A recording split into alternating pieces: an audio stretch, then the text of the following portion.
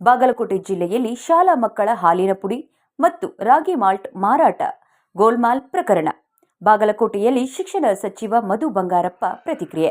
ಸರ್ಕಾರದ ಬೊಕ್ಕಸದ ಹಣವನ್ನ ಯಾರೇ ಮಿಸ್ಯೂಸ್ ಮಾಡಿದ್ರೂ ಸಹ ನಿರ್ದಾಕ್ಷಣ್ಯವಾಗಿ ಅಂತಹವರ ವಿರುದ್ಧ ಹಿಂದೆ ಮುಂದೆ ನೋಡದೆ ಕ್ರಮ ಕೈಗೊಳ್ಳುತ್ತೇವೆ. ಇಲಾಖೆ ಗಮನಕ್ಕೆ ಬಂದಾಗ ಎಂಕ್ವೈರಿ ಹಾಕಲಾಗಿದೆ. ಯಾವುದೇ ಎಂಕ್ವೈರಿ ಆದರೂ ಕೂಡ ಕಾನೂನುಬದ್ಧ ಮಾಡಿ ಸ್ಪೀಡ್ ಆಫ್ ಮಾಡಲಾಗುತ್ತಿದೆ. ನಮ್ದು ಬಹಳ ದೊಡ್ಡ ಇಲಾಖೆ, 38% ಸ್ಟಾಫ್ ಇದ್ದಾರೆ. ಅದರಲ್ಲೂ ಸ್ಟಾಫ್ ಕೂಡ ಕಡಿಮೆ ಇರುತ್ತೆ. ಕೆಲವು ಎಂಕ್ವೈರಿ ಏನಾಗಿದೆ, ಕೆಲವು 6-7 ವರ್ಷ ಆಗಿದೆ. DDPI BEOಗಳ ಮೇಲೆಯೂ ಕೇಸ್ ಇದೆ. ಇಲಾಖೆಯಲ್ಲಿ ಅಲಿಗೇಷನ್ ಇದ್ದಾಗ ನಾವೇನು ಮತ್ತೆ ಕೆಲಸಕ್ಕೆ ತಗೊಳ್ಳಲ್ಲ, ಬೇರೆ ಇಲಾಖೆಗೆ ಹಾಕಬೇಕಾಗುತ್ತೆ. ನ್ಯಾಯಾಂಗ ವಿಚಾರಣೆ ಇದ್ದಾಗ ಕೆಲಸ ಸಲ ಲೇಟ್ ಆಗುತ್ತೆ. 64 ಜನ ಶಿಕ್ಷಕರ ಮೇಲೆ ಆರೋಪ ಇದ್ರೂ ಕೇವಲ 4 ಜನರ ಮೇಲೆ FIR ಮಾಡಲಾಗಿದೆ. ಒಂದೇ ಸಾರಿ ಡೀಟೇಲ್ ಬಗ್ಗೆ ನಿಮ್ಮ ಹತ್ತಿರ ಚರ್ಚೆ ಮಾಡೋದು ಕಷ್ಟ ಆಗುತ್ತೆ. ಇದರಲ್ಲಿ ಯಾರೆಲ್ಲ ಇನ್ವಾಲ್ವ್ ಆಗಿದ್ದಾರೆ ಎಂದು ನೋಡೋಣ. ಯಾರ ಮೇಲೆ ಏನು ಕಾನೂನು ಕ್ರಮ ತಗೊಳ್ಳಬೇಕು ಅನ್ನೋದು ಖಂಡಿತ ತಗೊಳ್ತೇವೆ. ಯಾರೇ ಪ್ರಭಾವ ಬೀರಿದ್ರೂ ಇದನ್ನ ಹಿಂದೆ ಮುಂದೆ ನೋಡಲ್ಲ. ನಿರ್ದಾಕ್ಷಿಣ್ಯವಾಗಿ ಅವರ ಮೇಲೆ ಕ್ರಮ ಕೈಗೊಳ್ತೀವಿ. ಇದರ ಬಗ್ಗೆ ನೀವು ತಲೆ ಕೆಡಿಸಿಕೊಳ್ಳಬೇಡಿ. ಏನೂ ಗೋಲ್ಮಾಲ್ ನಡೆಯೋದಿಲ್ಲ. ಎಲ್ಲ ಕಟ್ ಆಫ್ ಆಗಬೇಕು. ಅದು ಜನರ ದುಡ್ಡು, ನಮ್ಮನೆಯಿಂದ ತರುವಂಥದ್ದಲ್ಲ. ಇಲ್ಲಿ ಕುಳಿತು ತೀರ್ಮಾನ ಮಾಡೋಕ್ಕಾಗಲ್ಲ. ನಾಳೆ ಹೋಗಿ ಅದರ ಬಗ್ಗೆ ವಿಚಾರಿಸಿ ಕ್ರಮ ಕೈಗೊಳ್ಳುತ್ತೇನೆ ಎಂದು ಮಧು ಬಂಗಾರಪ್ಪ ಗೌಲಿ ಹೇಳಿಕೊಂಡಿದ್ದಾರೆ. ಇದು ನನಗನ್ಸುತ್ತೆ ಇಲಾಖೆಗೂ ಕೂಡ ಗಮನ ಬಂದು ಒಂದು ಇದು ಬಂದಾಗ ಅದು ಎನ್ಕ್ವೈರಿಗೆ ಹಾಕ್ತಕ್ಕಂಥ ವ್ಯವಸ್ಥೆಯನ್ನು ಮಾಡಿದೆ.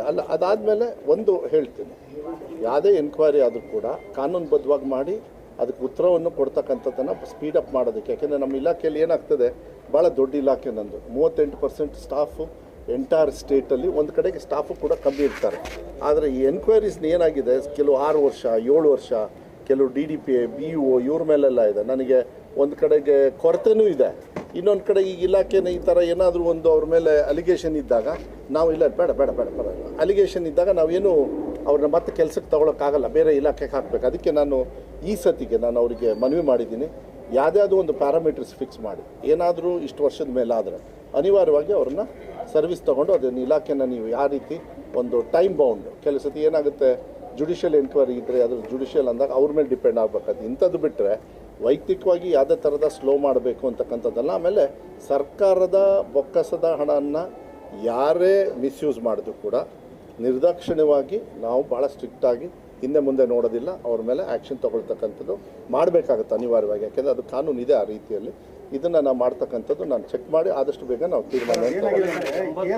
ಯಾಕೆಂದರೆ ಒಂದೇ ಸತಿಗೆ ನಾನು ಕೂಡ ಡೀಟೇಲ್ಸ್ ನಿಮ್ಮ ಹತ್ರ ಚರ್ಚೆ ಮಾಡೋದಕ್ಕೆ ನನಗೆ ಸ್ವಲ್ಪ ತೊಂದರೆ ಆಗ್ಬೋದು.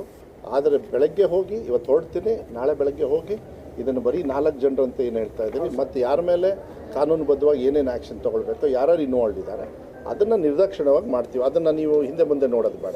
ಯಾವುದೇ ಥರದ ಇದಕ್ಕೆಲ್ಲ ಇನ್ಫ್ಲುಯೆನ್ಸಿಗೆಲ್ಲ ಮತ್ತು ಯಾವುದೇ ಇದಕ್ಕೆ ನಾವು ಮಣಿಯೋದಿಲ್ಲ. ನೀವು ಅದ್ರ ಬಗ್ಗೆ ತಲೆ ಕೆಡಿಸ್ಕೊಳ್ಳೋದು ಅಲ್ಲ ಅದೇ ನಾನು ಯಾಕೆಂದರೆ ಈಗ ನೋಡ್ರಿ ಪಾಟೀಲ್ರು ಇದ್ದಾರೆ ಅಲ್ಲ, ನಾನು ಹೇಳ್ತಾ ಇದ್ದೀನಿ ಏನು ಗೋಲ್ಮಾಲು ನಡೆಯೋಂಗಿಲ್ಲ, ಎಲ್ಲ ಕಟ್ ಆಫ್ ಆಗಬೇಕು.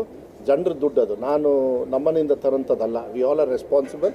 2024ರಲ್ಲಿ ಆಗಿರತಕ್ಕಂತ ಕೇಸ್ ಇದು, ಇನ್ನೂ ಮಠ ಅವ್ರ ಮೇಲೆ ಶಿಕ್ಷೆ ಆಗ್ತಾ ಇಲ್ಲ. ಅಯ್ಯೋ ನಮ್ಮ ಇಲಾಖೆಯಲ್ಲಿ 2013, 10, 20 ಅದ್ರದ್ದೆಲ್ಲ ಇತ್ತು. ಯಾವಾಗ ನಮ್ಮ ತಂದೆಯವ್ರು CM ಇರ್ಬೇಕಾದ್ರೆ ಒಂದು 4-5 ಕೇಸ್ ಇದ್ದಾವೆ. ಅದಕ್ಕೆ ಇಲ್ಲ ಎಸ್ಕೇಪ್ ಪ್ರಶ್ನೆ ಅಲ್ಲ. ಯಾವುದೇ ಥರದಲ್ಲಿ ಕಾನೂನನ್ನು ಸ್ಪೀಡಪ್ ಮಾಡ್ತಕ್ಕಂಥದ್ದು ಕಾಳಜಿ ನಿಮ್ಮಲ್ಲಿ ಏನಿದೆ ಅದನ್ನು ಆದಷ್ಟು ಬೇಗ ನಾಳೆಯಿಂದಲೇ ನಾನು ಮಾಡ್ತೀನಿ. ನಮ್ಮ ಇಲಾಖೆಯವರೆಲ್ಲ ಇದ್ದಾರೆ ನಮ್ಮ ಜೊತೆ, ಈಗ ನನ್ನ ಜೊತೆ ಬಂದಿದ್ದಾರೆ, ಅವ್ರು ನೋಟ್ ಡೌನ್ ಮಾಡ್ಕೊಳ್ತಾರೆ. ನಾಳೆನೇ ಅದನ್ನು ತೊಗೊಂಡು ತೀರ್ಮಾನ ತೊಗೊಳ್ತೀನಿ. ನಾನು ಇಲ್ಲಿ ಕೂತ್ಕೊಂಡು ಸಡನ್ನಾಗಿ ಚರ್ಚೆ ಮಾಡೋಂಥ ವಿಚಾರನೂ ಅಲ್ಲ, ಕಷ್ಟ ಆಗುತ್ತೆ. ಬಟ್ ನಿಮ್ಮ ಪ್ರಕಾರ ಅದು ಸ್ಲೋ ಆಗಿದೆ, ಯಾರನ್ನೂ ಬಿಟ್ಟು ಕೊಡ್ತಾ ಇದ್ದಾರೆ, ಇನ್ಫ್ಲೂಯೆನ್ಸ್ ನಡೀತಾ ಇದೆ, ಇವು 3 ನಡೆಯಲ್ಲ, ಅದೊಂದು ಗ್ಯಾರಂಟಿ ಕೊಡ್ತೀನಿ.